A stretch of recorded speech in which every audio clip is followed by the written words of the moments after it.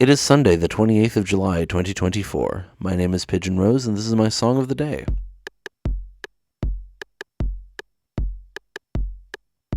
Here we are at the end of our Magnetic Fields week, and I am ending with my personal favorite from the album. A lot of people love this song. It's a fan favorite, certainly. And it's also the longest song on the album, which is interesting. Maybe I just like complex storylines like that. It's got a real country twang to it. It's a duet, which is also relatively rare on the album. There's a few of them, like Yeah Oh Yeah, but this one's like a very traditional style of duet in a way. And that song is Papa Was a Rodeo. It's the 17th track on CD 2. I make my dad listen to a lot of the music that I like. Not all of it, because there's some stuff I know he won't like. But I figured he would like the Magnetic Fields because he likes witty lyrics and he likes kind of music like this. And he's kind of meh on a lot of it. But this song he really liked, which makes sense given that he likes Neil Young, Crosby, Stills and Nash, like folksy sort of stuff. It makes sense that he would enjoy this song of all the songs on the album, I think. So anyway, we're just going to listen to it now, and then we'll come back in a few minutes and talk about it.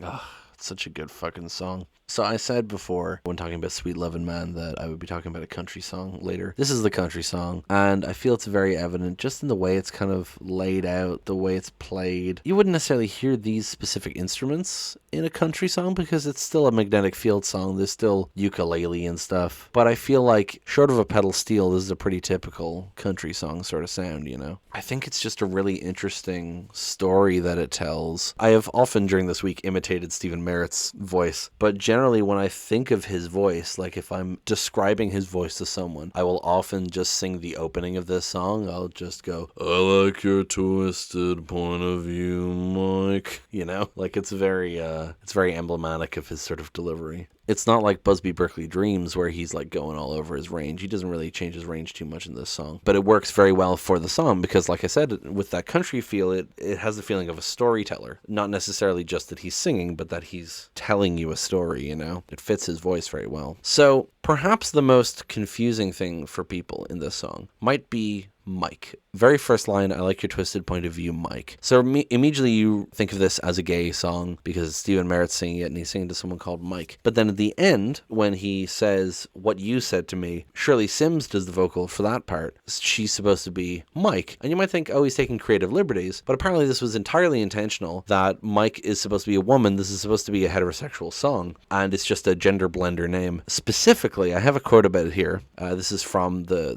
box set book, I believe. Papa Was a Rodeo is in my mind sung by a man who resembles a Lee Hazelwood character to a woman named Mike, as Nancy Sinatra's character was called in Wild Angels. It is thus explicitly a Lee and Nancy tribute with an actual lyric reference, however roundabout, which is more than I usually do. So he's constructed this idea of this love story and it's supposed to sound like Lee Hazelwood and Nancy Sinatra with this woman named Mike as sort of a reference to this, which I think is quite interesting. Like he said, he doesn't do it very often, so it's an interesting thing to introduce here. But again, it plays into this storytelling sort of vibe to it, referencing a specific movie and these specific people. It makes it feel kind of cinematic. The quote goes on to say, the trucker's hand refers to truck stop sex of the most banal kind. The couple stays together for 55 years and their vocation, by implication the original vocation of the narrator, is that of itinerant alligator wrestlers. A wild quote. The song is heterosexual with homosexual tease because until Shirley sings, you don't know Mike is a woman. So there you go. That's what he had to say about it himself. I also have another quote here. I might as well just read this before I go into the lyrics. He said about the chorus, the rodeo and the rock and roll band were meant to be a metaphor, but as it turns out, my parents were in a rock and roll band for a few weeks in St. Thomas, U.S. Virgin Islands in 1964. My scruffy father sang and played guitar. My beatnik mother played tambourine and maybe sang backup like Betty and the Archies. I wonder what they sounded like. So that's an interesting thing. He wrote this lyric as just kind of a lyric, a metaphor, but it turned out to be more true to his own life than he realized, which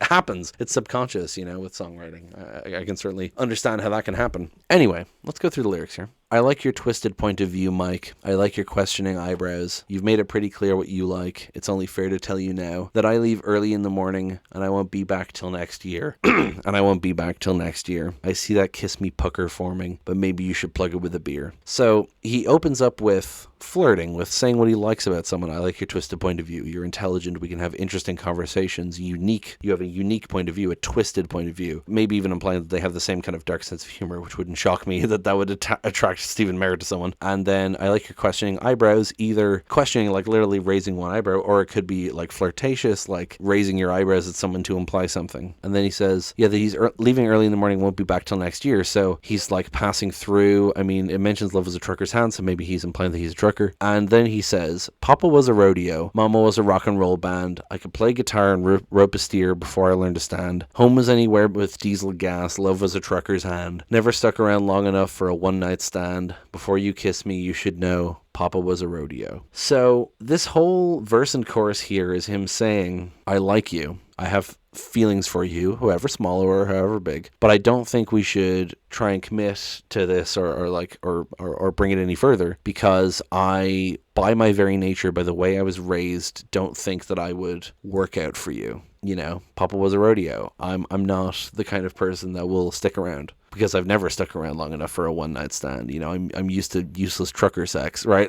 Like, so he's kind of being self-deprecating and also self-destructive in a way, because he's not letting himself enjoy these things, because he thinks that the way that he was raised prevents him from this, and that the other person won't like him for this, that Mike will judge him and not appreciate this. Then the second verse, the light reflecting off the mirror ball looks like 1,000 swirling eyes. They make me think I shouldn't be here at all. You know, every minute someone dies. What are we doing in this dive bar? How can you live in a place like this? Why don't you just get into my car and I'll take you away? I'll take that kiss now, but... and in the chorus again. So here, it's developing the same idea. They're dancing in a dive bar. The mirror ball's going. It's reflecting lights. He brings up, you know, every minute someone dies, because of course he fucking does. And then, yeah, why don't you just get into my car and I'll take you away? So now he's reneging a bit on what he said before. He's kind of trying to sweep this person off their feet now. He's like, no, I want to do this. I want to go away with you. I'll take you away. I'll take that kiss now. But Papa was a rodeo, and goes into that again. So he's still hesitant. He still doesn't know if this will work. He still doesn't know if it's the right idea, you know. And then we get the third verse. And now it's 55 years later. We've had the romance of the century. After all these years wrestling gators, I still feel like crying when I think of what you said to me. And then we get the chorus again, but this time it's sung by Shirley Sims as Mike. It's this point that, even if you weren't vibing with the song before, if you've been paying attention, this is where it tugs at your heartstrings. This is where it gets you. This is where it got me. And it gets me every time. Because he starts off being hesitant. He starts leaning into it, but he's still pulling back a bit. And then he says it's 55 years later. So we've jumped ahead, and they have lived a full, long relationship. We've had the romance of the century. Like, they've had a fulfilling relationship. Wrestling gators, because, yeah.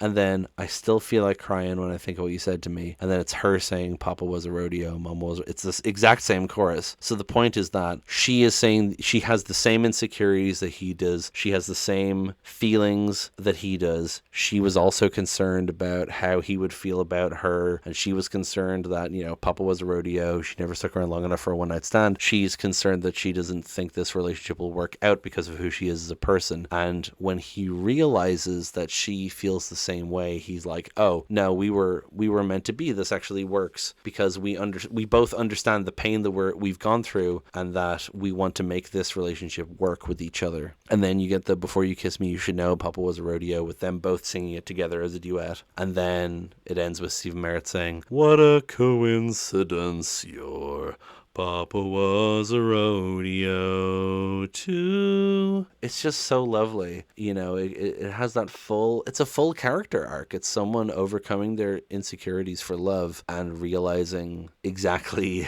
how perfect this person is for them. And, man, it's so good. I'm trying not to cry myself. We could all hope for something like this, you know what I mean? The romance of the century. Yeah, no, I just really love it. I think it's a great note to end the week on, and I hope you enjoyed it too. If you've enjoyed these 7 songs, I recommend the full album. Obviously, it's really long, so I understand taking it in turns. I recommend just taking it volume by volume. That makes sense. 23 songs each. It works out fine. I think that's how I first consumed it, frankly. So I think that's it for this song and thus Magnetic Fields week. Next week, no theme, just doing more songs that I enjoy, songs that I want to talk about, songs that I have stuck in my head. I have had the fucking Royal Otis cover of Linger by the Cranberries stuck in my head for so long, so I'm probably going to talk about Linger next week. Thank you so much for listening. Please give me a like, leave a comment, hit subscribe, share this amongst whomsoever you may share things with. Go listen to 69 Love Songs. It's great. Thank you so much for listening, and I will talk to you tomorrow. Break it down.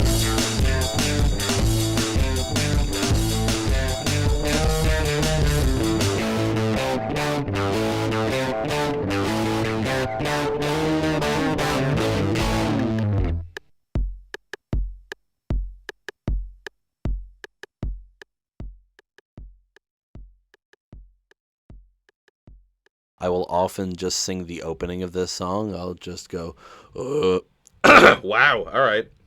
All right, voice. Very first line, I like your twisted point. I'll take you away, I'll take a kiss now. Cuss, frankly. Mr. Shankly. Oh, don't make a Smiths reference, gross.